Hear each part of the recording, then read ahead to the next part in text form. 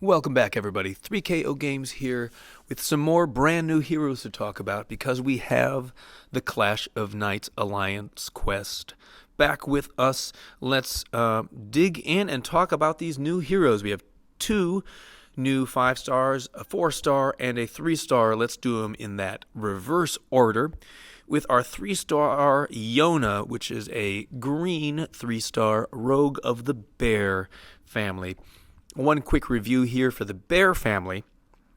If they have a defense status ailment, defense down or something like that, it will be replaced by a defensive buff for 3 turns. So that is the family bonus here.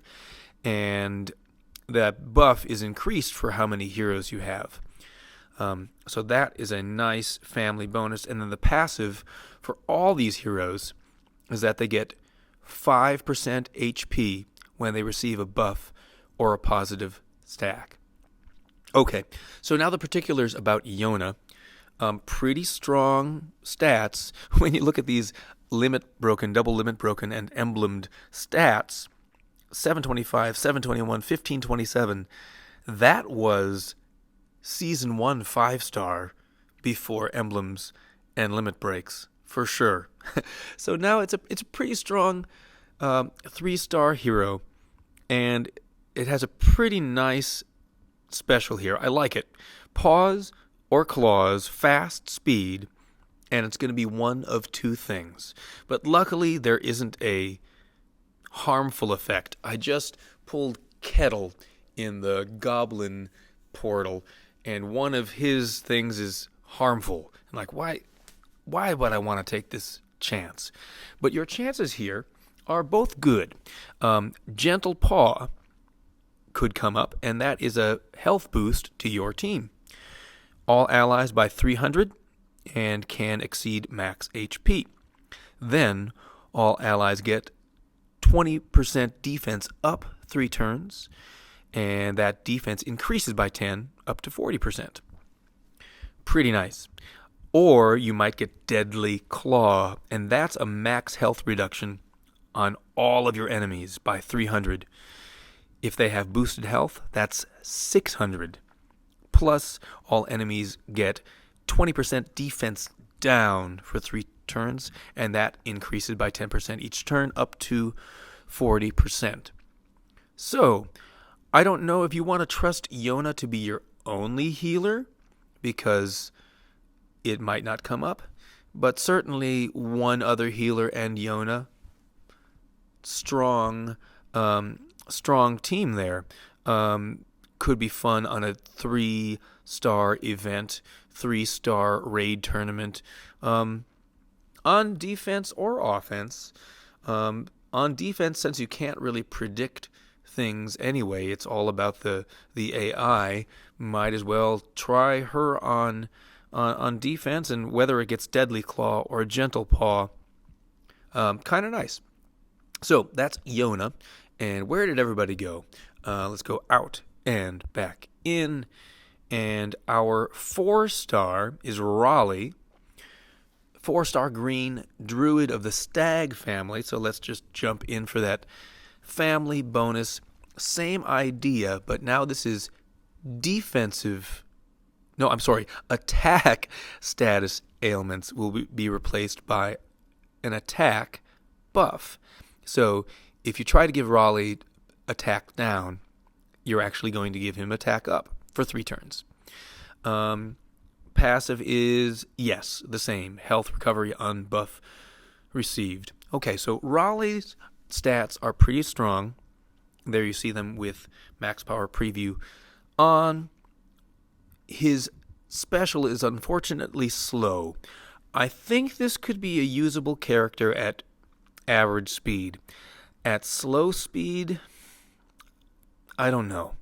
I wish there were one more bullet point in this special. Boost health of all allies by 500. That's nice. Allies get 30 plus 30% attack. Nice, which increases, and for 5 turns. Now that's significant. 5 turns is a long time. All allies get 24% plus 24% mana generation 4 or 5 turns, and that's significant, especially if you use him in rush. 5 turns is, pretty much forever in rush. However, there are a whole lot of other green, slow speed, 4-star heroes that are out there. So I don't know, do you put Raleigh in and not use Kalo or Franz or somebody else? I'm not sure. I'm not sure if you replace any of those other 5 stars with Raleigh. I mean, he's a healer, so that's nice. I just wish there were another, like, take some damage off somehow, or maybe make it average. I would be more convinced to, if I pull Raleigh, to start, level him up and maybe start using him. But in the meantime, if you draw a Raleigh, don't feel bad about it. Does some useful things, some interesting things. It's just at the slow speed. You have to be careful to plan around that, right? Okay, so that is our 4-star. Let's go into our 5 stars. We have another slow speed hero. Winnie is a 5-star yellow paladin. Very strong stats. Defense and HP are really high, which means she's probably a defensive hero, and she is. Slow speed Ursine protection, which prioritizes status ailment cleanse. So it's going to cleanse from all allies first, and then boost the health of all allies by 900. That's pretty great. So if you have something like a heal resist, resist 90% heal, or resist 100% heal, but you hit with Winnie first, that's going to go away and you get a regular heal. Or if you have one of those heals where, and we're going to, you have a heal resist and we're going to actually punish you every time you try. We're going to take off some HP. That's gone. Regular heal. That's great. Also could be useful, or at least interesting, in a war equalizer type situation, where, let's say, Erlang Shen has an attack ailment on you, and you cleanse that status ailment, boom, and then you get hit by Erlang Shen's thing, but boosts health of all allies by 900. So you got rid of his status ailment and are no worse off for it. You might actually be a few HP up. Not perfect, but could be an interesting way around Erlang Shen if you can time it just right in Equalizer. The rest of this special is that all allies resist maxed health reduction for 5 turns, and that all allies get 60% defense as long as the caster has boosted health. That's a nice stat. That is a nice part of this special. Cannot be dispelled. Makes her a strong, slow speed healer. Personally, I still like Professor Leidenbrock because that slow speed, if you're not using in rush, because Leidenbrock's first charge already starts with 20%. So you're not waiting so long to get that boosted health. Leidenbrock also cleanses, but Leidenbrock does not do the plus 60% defense, which is pretty nice. So there's Winnie. Not a bad hero. Situational, for sure. And then our last hero, Daemon, I think this is the prize. Very fast speed, super high attack, 1430. Wow. With limit breaks and emblems. 1069 without anything. So that's pretty great. So priority dispel from 1, but at very fast speed, you can afford to have it be a sniper. So we're going to remove all the buffs from a target and block talent skill activation from the target for 3 turns. So in case you kill a target that has revive, not going to do it. If you let's say you use this guy against Obacan 2. It's going to take away that counterattack, and a 485% damage might be able to defeat him. Right? It depends on where the HP is at. Might defeat him, but blocking talent skill activation, he can't revive. He can't come back. Pretty great. And then target cannot cast any new status effects on enemies or allies for 3 turns. So if he's still alive, and he's just about to go off with another counterattack, nope. No thank you. Not going to happen. I think Daemon's a very useful hero. So those are the new Clash of Knights heroes, everybody. I did just the first stripe of the event, so I have exactly one pull to do. And I want to say, before I do that pull, I saw a lot of comments on my last video of goblin pulls, and congratulations to everybody. Thank you for posting them. It's always good to hear how your games are going. Congratulations if you landed 1 or 2, I should say. That's great.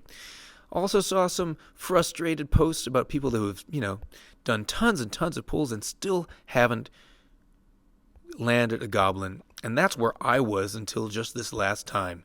And, the game is stacked against us. Those odds are stacked against us.